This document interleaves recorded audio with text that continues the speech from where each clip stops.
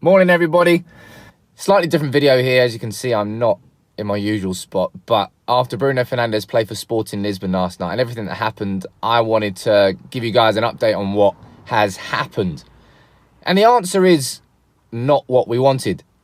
So yesterday, Sky Sports News broke the story that United were close to agreeing a deal for Bruno Fernandes. And I got excited. You all got excited. But Bruno Fernandes started for Sporting Lisbon last night. After the game, we were hoping for a tears from Bruno, an emotional farewell, a big goodbye to their best player. Instead, Sporting Lisbon lost 2-0 to Benfica and Bruno Fernandes just sort of walked quietly off the pitch. Nothing really much happened. Sporting Lisbon's assistant manager was asked whether or not Bruno will be in contention to play Braga on Wednesday, and he said, we're going to play our strongest team. And then Silas was questioned, and he is Sporting Lisbon's manager, and that's where the real update came. He said that effectively Bruno wants to play in the Premier League, which is as close as we're going to get to a transfer request from Bruno Fernandes. Says that we have to appreciate the player's ambition. But he said that, as far as I know, we're going to use Bruno Fernandes on Wednesday. So as far as Sporting's manager is concerned, as far as Bruno is concerned, nothing at this point is concrete. Nothing at this point is done. And that's going to frustrate a lot of United fans. There is one thing I'd like to say at this point. I think with United, there's such an intense scrutiny on every single step that we're privy to more information than most clubs are with their transfers. And that's why it's painful, because we see every single step, every single to and fro between the clubs before a deal is agreed. And I still think a deal will be agreed. And it's all around how much cash United want to pay up front for Bruno and how much United want to pay in bonuses that get activated when certain things happen.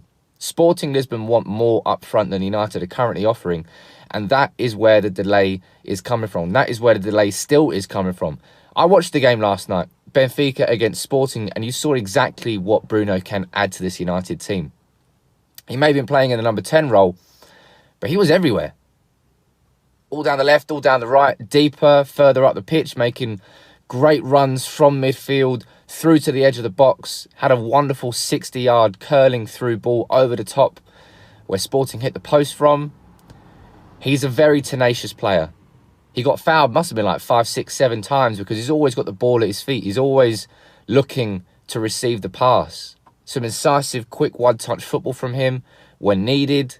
Some great runs from him when needed. You can see he's got a great footballing intelligence.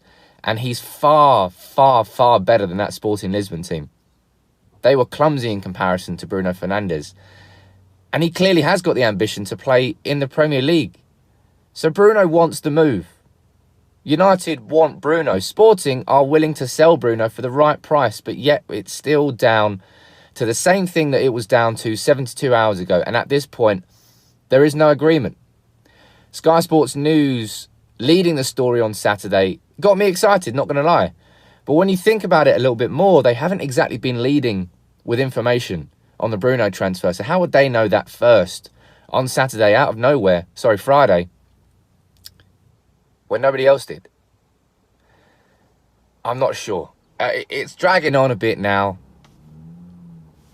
But I suppose major transfers do. Sporting don't want to lose their best player unless they get the best possible price. And when you see Duncan Castles yesterday saying that United are prepared to guarantee 25 million for 16-year-old Jude Bellingham from Birmingham, I think. If I was Sporting's director, I would be saying, right, if they can pay 25 mil for a 16-year-old, then I'm going to hold out for a lot more for Bruno. I think it's just Sporting playing hardball, trying to get the most out of selling their player. But that's what Portuguese clubs do very, very well. They get excellent prices for their players. If you look at the players who have left the Portuguese league, some very, very expensive exports. But Bruno Fernandes didn't have an emotional farewell against Sporting. Didn't even have the farewell he wanted if it was his last game, because he lost 2-0. But Silas has said that Bruno wants to play in the Premier League. That is a certainty. Bruno wants to move to United. It's down to United to get that deal done. It's down to Matt Judge to negotiate that deal properly. And I said it at the time of the Wan-Bissaka deal that it was very frustrating watching United dither and try and get the best deal possible. But at the end of it, United got a sensational deal for Wan-Bissaka, which I think excluded that Zaha sell-on. So fair play to United. They negotiated that very well. But this is January. It's a little bit different. There's a lot more pressure and a much smaller time frame to get things done. Now, we all want to see Bruno Fernandes in the stands to play Liverpool on Sunday. Actually, no, to be fair, I don't, because I think we're probably going to get pumped. But I don't think he's going to be there. A deal at this stage is still not done. Sky Sports reporting that the transfer has been agreed. But judging by that game yesterday, Bruno playing the full 90 minutes, no real emotional goodbye. I think you've got a player there who wants to move to United. But you've got a club there who can't agree with United over that fee yet. It's frustrating. I know it is. But let's see what happens in the next 2 to 3 days, I suppose. It's going to keep changing. It's going to keep going to and fro. But United need to find what that fee is, get the deal done and get Bruno in. Because judging by that performance last night, he can add so much to that midfield. And we already knew that anyway. But just seeing him in action just made me realise how much of a difference he can make to this quite static United team. Now, subscribe down below if you're new to United People's TV. As I said, slightly different video, but I wanted to give you an update on Bruno after what's happened last night. But no Bruno, not in a United shirt just yet.